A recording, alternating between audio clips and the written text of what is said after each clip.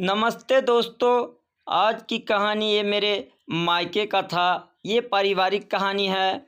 इस कहानी के ज़रिए आपको एक बहुत ही अच्छा संदेश देने की कोशिश की गई है। ऐसी ही कहानी सुनने के लिए आप मेरे यूट्यूब चैनल कहानी की दुनिया को भी सब्सक्राइब कर लें। हे भगवान, आज फिर तूने मेरे टी सेट का एक कप तोड़ दिया। मेरे मायके का था। भैया ने कितने प्यार से मेरी सालगिरह पर दिया था। इसके पैसे तो मैं तेरी तनख्वाह से काटूंगी। मीना, सुन रही है ना तू? फर्श पर टूटे हुए कप के टुकड़े देखकर अंजलि अपनी 45 वर्षीय काम वाली पर जोर से चिल्लाई। दीदी, वो गलती से हाथ से गिर गया। मीना हकलाने लगी। मीना की आंखों में आंसू आ गए। बस बस, ये सब तेरे बहाने हैं। अब जल्दी से समेट इन्हें, कहकर वह अपने बेडरूम में चली गई। मीना पिछले कई महीने से ही अंजलि के यहाँ काम कर रही थी। 6 महीने पहले तक तो उसकी ज़िंदगी बड़े मज़े में कट रही थी। काम करना तो दूर, वह तो सामान लाने भी अपने पति के साथ ही निकलती थी। उसका पति एक फैक्ट्री में फोरमैन था। उसके पति को जितनी तनख्वाह मिलती थी उसमें दोनों पति पत्नी का गुजारा मज़े से हो जाता था। विवाह के 6 बरस बाद जब कोई संतान नहीं हुई तो दोनों ने डॉक्टर को दिखाया। कुछ महीनों के इलाज के बाद भी डॉक्टर साहब से कुछ नहीं जवाब दिए तो मीना ने पति से दूसरी शादी कर लेने को कहा। तब तो उसकी सास भी थी। पोते का मुंह तो वो भी देखना चाहती थी, लेकिन उसका पति नहीं माना। बोला, औलाद का सुख लिखा होगा तो मेरे साथ ही मिलेगा, वरना समझ लूँगा कि बुढ़ापे में औलाद से मिलने वाला दुख मेरी किस्मत में नहीं है। उसके इस तर्क के आगे तो मीना और उसकी सास निरुत्तर हो गए। वो किसी भी हाल में दूसरी शादी करने मीना के साथ नाइंसाफ़ी नहीं करना चाहता था। कुछ साल बाद उसकी सास भी गुजर गई। अब तो 2 व्यक्ति ही रह गए थे। उम्र भी हो रही तो उसके पति ने अब ओवर टाइम करना छोड़ दिया। समय पर घर आ जाता। दोनों साथ बैठकर चाय पीते और दुनिया समाज की बातें करते। अपनी ज़िंदगी में दोनों बहुत खुश थे। किसी से कोई मतलब नहीं था, ना किसी की शिकवा ना शिकायत। पर कहते हैं ना, जैसे दिन के बाद रात आती है वैसे ही जीवन में खुशियों के बाद दुखों के बादल भी छाने लगते हैं। मीना की खुशी को भी ग्रहण लग गया। उसकी ज़िंदगी में तूफान आने वाला था।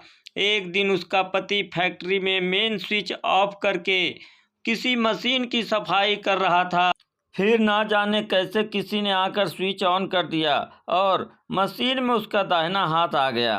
वह दर्द से चीखा। लोग आते, मेन स्विच बंद करते। तब तक में तो उसका हाथ उसके धड़ से अलग हो गया था। ओह, उसकी पीड़ा! तुरंत उसे हॉस्पिटल ले जाया गया। मीना साये की तरह अपने पति के साथ रही। दिन रात उसके जीवन की प्रार्थना करती रहती। 1 महीने तो उसका पति हॉस्पिटल में रहा, जिसका पूरा खर्चा फैक्ट्री के मालिक ने उठाया। लेकिन फिर घर आने के बाद भी जख्म भरने में समय लगा। शरीर के घाव तो धीरे धीरे भरने लगे थे, लेकिन मन के घाव उसके पति के सामने पूरा जीवन पड़ा था। उसे दिन रात यही चिंता खाए जाने लगी कि अब आगे क्या होगा, उसका अपाहिज जीवन कैसे चलेगा।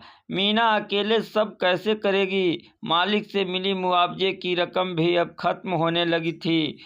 तब मीना ने पति से कहा कि मुझे काम करने की इजाज़त दे दो। उसका पति निराश होकर बोला कि तू क्या काम, अब तक तो मैंने तुझे रानी की तरह रखा था और अब तू कैसे। हम औरतों को भगवान ने बहुत शक्ति दी है और फिर तुम तो हो ना मेरे साथ। यही कहकर उसने पहली बार अपने घर से बाहर कदम निकाला था। वो सोच रही थी काम करे तो क्या करे। फिर उसने घरों में जाकर झाड़ू बर्तन करने की सोची। काम करने की आदत तो उसे नहीं थी। धीरे धीरे करने पर अंजलि कभी एक घुड़की दे देती थी। फिर भी सब ठीक चल रहा था। काम करके घर जाती तो पति मुस्कुरा कर वैसे ही उसका स्वागत करता जैसे पहले वो किया करती थी, और तब उसका सारी थकान दूर हो जाती थी। पिछले महीने उसे बुखार हो गया था। 2 दिनों की छुट्टी लेने के बाद वह काम पर लौटी तो थी, परंतु कमजोरी थी, जिसकी वजह से उसके हाथ से एक कांच का गिलास गिरकर टूट गया था। अब एक कप मीना सोच रही थी, दीदी तनख्वाह में से पैसे काट लेगी तो महीना कैसे चलेगा। उसके खुद के इलाज में ही काफ़ी रुपये खर्च हो गए थे, अभी तो उनकी दवा भी लानी है, कैसे होगा। सोचकर उसकी आंखें नम हो गई। अपनी आंखों के कोरों को पोंछते हुए उसने कप के टुकड़ों को उठाया और सिंक में पड़े बाकी बर्तनों को वह धोने लगी। इंसान कभी कभी कितना मजबूर हो जाता, वक्त कहाँ से कहाँ ले आया। मीना को क्या बात है, अंजलि क्यों उस बेचारी पर चिल्ला रही थी। अंजलि के पति सत्यम ने पूछा तो बिफरे हुए अंदाज में बोली, चिल्लाऊंगी नहीं, आज फिर उसने एक कप तोड़कर मेरा एक नया सेट खराब कर दिया है। जानते हैं, वो टी सेट मेरे भाई ने दिया था, मेरे मायके का था, उसका पैसा तो ज़रूर काटूंगी, तभी उसकी अकल ठिकाने आएगी। हर दिन कुछ ना कुछ तोड़ देती है, पता नहीं दिमाग कहाँ रहता है। यह ठीक नहीं है अंजलि, एक कप के लिए तुम तो जानती हो कि उसका पति बस ज़्यादा तरफदारी करने की ज़रूरत नहीं है। 2 दिन के बाद मीना ने अंजलि से कहा कि कल उसे पति को लेकर अस्पताल जाना है, इसलिए थोड़ी देर से आएगी। अगले दिन शहर से लौटते हुए सत्यम अपने 2 मित्रों को भी चाय पीने के लिए घर ले आए। बर्तन तो जूठे पड़े थे तो अंजलि चाय पीने के लिए नया सेट निकालने लगी। उसने पहले 4 कप निकाले, फिर प्लेट निकालने लगी तो एक प्लेट हाथ से फिसल कर गिर पड़ी।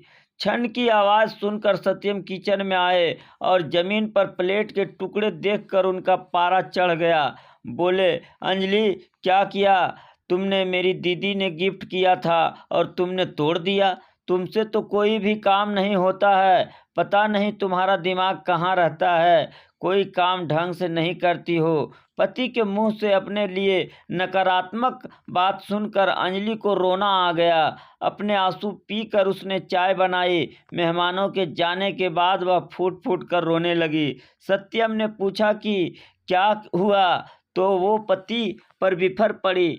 एक प्लेट के लिए कितना सुना डाला तुमने, ये भी ना सोचा कि घर में मेहमान बैठे हैं, कम से कम मेहमानों का तो ख्याल कर लेती। अरे भाई, मेरे मायके का टी सेट था तो क्या हुआ, सेट फिर से आ, यही तो मैं भी कह रहा हूँ। अंजलि, मेरी जरा सी बात तुम्हें बुरी लगी तो जरा सोचो कि 2 दिन पहले एक कप टूट जाने पर तूने मीना को कितना सुना दिया था। ये भी नहीं सोचा कि उसकी तनख्वाह के आधे पैसे तुम रख लोगी तो वो दुखियारी कैसे सब करेगी। उसके घर के हालात तो तुम्हें पता है।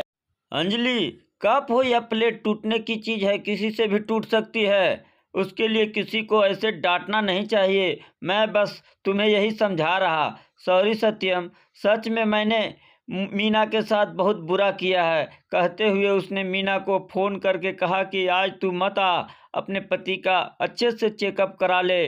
नहीं दीदी, वो पैसे नहीं मिलेंगे तो चिंता मत कर, तुझे पूरी पगार दूंगी। हंसते हुए अंजलि बोली तो सत्यम को आज अपनी पत्नी दया, स्नेह और प्यार की एक मूरत नज़र आने लगी। वो भी पत्नी को देखकर मुस्कुरा दिया। गलती किसी से भी हो सकती है, अगर कोई चीज़ हमसे टूट जाएगी तो क्या हम उसका भुगतान करते हैं? नहीं ना। तो अगर हमारे घर के नौकरों से कोई गलती हो जाए तो उनकी सैलरी से ना काटे। हर किसी की कोई ना कोई मजबूरी होती काम करना, वरना दूसरों के घरों में बर्तन मांजना कौन चाहेगा।